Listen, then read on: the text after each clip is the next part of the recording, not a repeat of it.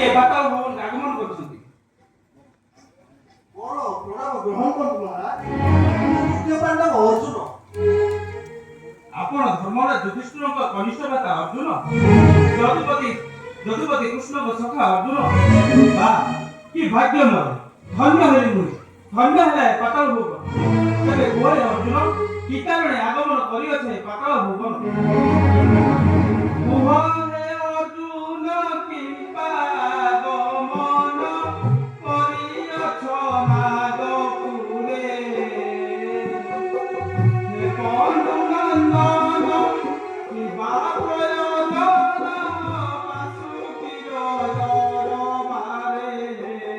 মোতে মুড়ি করি কুহ, নতর ভয় দেলি অভয় রে। মোতে মুড়ি করি কুহ।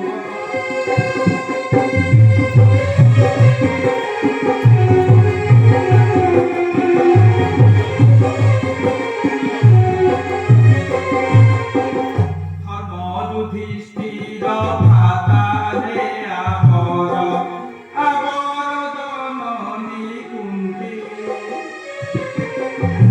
দ্রৌপদনন্দিনী অবাবা জননী, কুহ কি করিয়ছন্তি হে অবাবার গুণাবন্তরে? অছন্তি কি প্রজায়ে সুখরে রে অবাবার গুণাবন্তরে?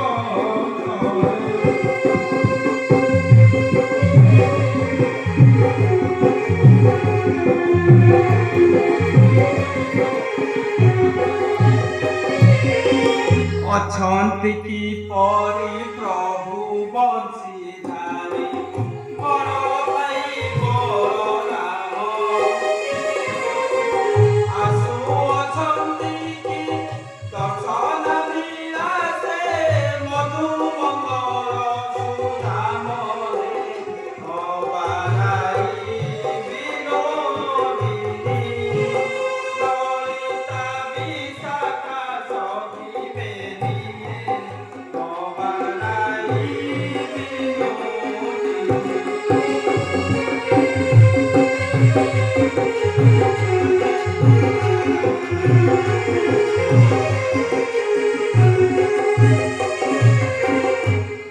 ଅଗ୍ନିକା ମହୋତ୍ସବ ହତ୍ୟା କରି ପିତାଙ୍କର ନର୍କ ଯନ୍ତ୍ରଣା ଭୋଗୁଛନ୍ତି। ତାଙ୍କର ମୁକ୍ତି ପାଇଁ ରାଜସ୍ୱ ଯଜ୍ଞ ଅନୁଷ୍ଠିତ ହେବ। ତେଣୁ ଜ୍ୟେଷ୍ଠ ମାତା ଯୁଧିଷ୍ଠିର ସ୍ୱହସ୍ତରେ ପତ୍ରଖଣ୍ଡ ଲେଖି ଆପଣଙ୍କ ନିକଟରେ ପଠାଇଛନ୍ତି ମହାରାଜ। ଏଇ ନିଅନ୍ତୁ।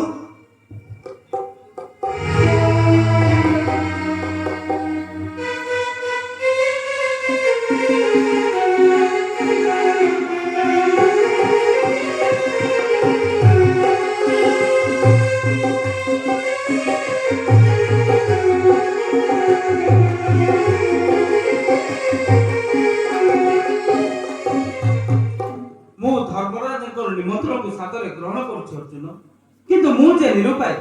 ମୁଁ ଯଦି 9 ଦିନ ପର୍ଯ୍ୟନ୍ତ ଯଜ୍ଞରେ ଯୋଗ ଦେବାକୁ ଯାଏ, ତେବେ ଏତେ ବଡ଼ ପୃଥିବୀକୁ ଧାରଣ କରିବ କିଏ?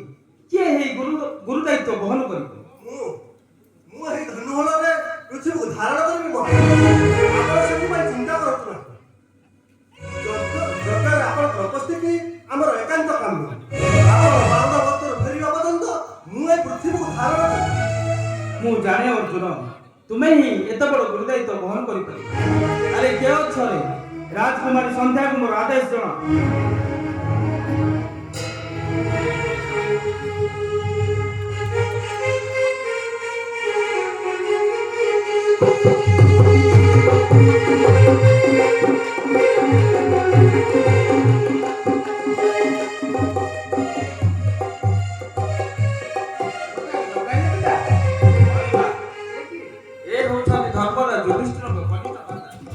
ଧର୍ମରାଜ କରୁଛନ୍ତି ରାଜସ୍ୱ ଯଜ୍ଞ। ମୋର ଉପସ୍ଥିତି କାମନା କରି ଅର୍ଜୁନଙ୍କ ସହିତ ଏ ପତ୍ର ଖଣ୍ଡିକ ପଠାଇଛନ୍ତି। ଆପଣ ତ ଆମକେ ଧର୍ମରାଜ ଯୁଧିଷ୍ଠିରଙ୍କ ଆମନ୍ତ୍ରଣ ରକ୍ଷା କରିବେ ପିତା? ଏହା ତ ମୋର ପରମ ସୌଭାଗ୍ୟ ରେ ମା। ମୁଁ ନିଶ୍ଚିତ ଧର୍ମରାଜଙ୍କ ଆମନ୍ତ୍ରଣକୁ ରକ୍ଷା କରିବି। ତେବେ ଏ ବିଶାଳ ପୃଥିବୀକୁ ଧାରଣ କରିବ କିଏ? ଏଇ ବୀରଶ୍ରେଷ୍ଠ ଅର୍ଜୁନ। ସେ ତାଙ୍କ ଧନୁମୂଳରେ ନବଦିନ ପର୍ଯ୍ୟନ୍ତ ପୃଥିବୀକୁ ଧାରଣ କରିବେ। ମୁଁ ଏଥର ଆସୁଛି, ବେଶ ସାବଧାନ, ଅର୍ଜୁନଙ୍କ ଯେପରି କୌଣସି ଅସୁବିଧା ନୁହେଁ। ଆପଣଙ୍କ ନାମ ବହୁବାର ଶୁଣିଥିଲେ ମଧ୍ୟ ଦେଖିବାର ସୁଯୋଗ ପାଇନଥିଲି। ଆଜି ମୋର ପରମ ସୌଭାଗ୍ୟ ଯେ ଆପଣ ଆଜି ଆମର ଆତିଥ୍ୟ ଗ୍ରହଣ କରିଛନ୍ତି।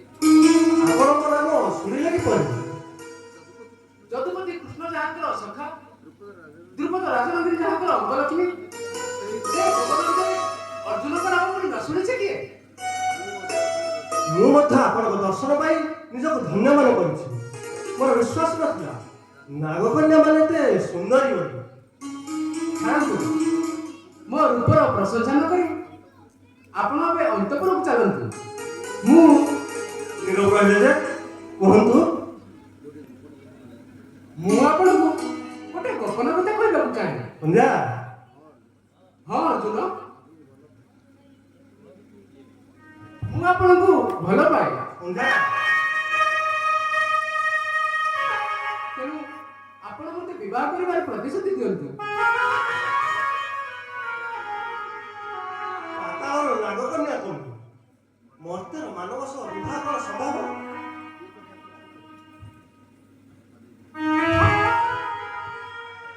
କିଏ କହେ ଆପଣ ମାନବ? ଆପଣଙ୍କ ମାନବ ଶରୀରରେ ଦେବତାର ରକ୍ତ ପ୍ରବାହିତ। ଯଦୁପତି କୃଷ୍ଣ ଆପଣଙ୍କର ତେଣୁ ନାଗୁଣୀ ସହ ଦେବତାର ବିବାହ ଅପ୍ରାସଙ୍ଗିକ ନୁହେଁ କଥା।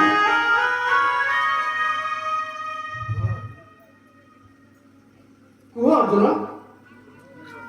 ତୁମେ ମୋତେ ପତ୍ନୀର ଅଧିକାର ଦେବ କି ନା?